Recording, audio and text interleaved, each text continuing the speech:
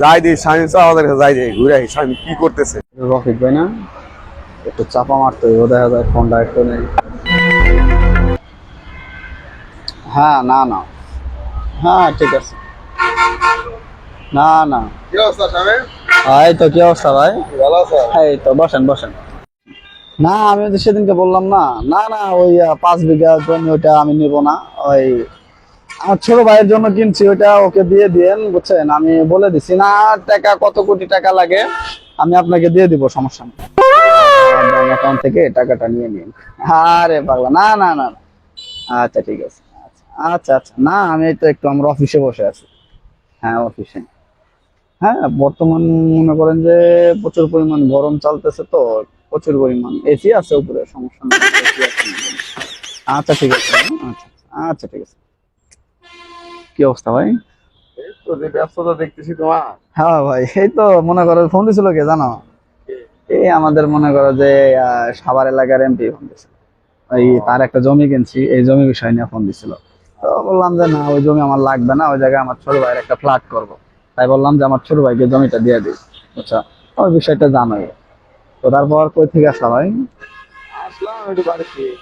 ও আচ্ছা, বাড়ি থেকে আসলাম। ব্যস্ততা দেখি।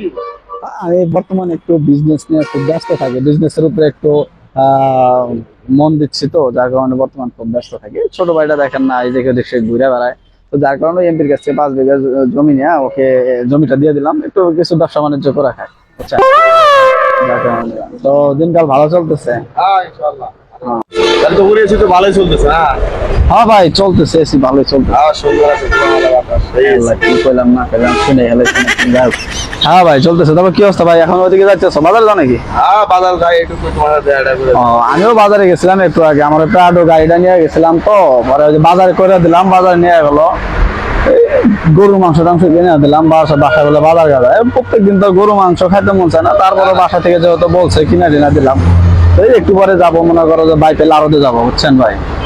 হ্যাঁ ওই যে দেশি শিং মাছ গুলা পাওয়া যায় না, ওগুলা কিনতে যাবো। হ্যাঁ তো ভাই ঠিক আছে, যাও ভাই।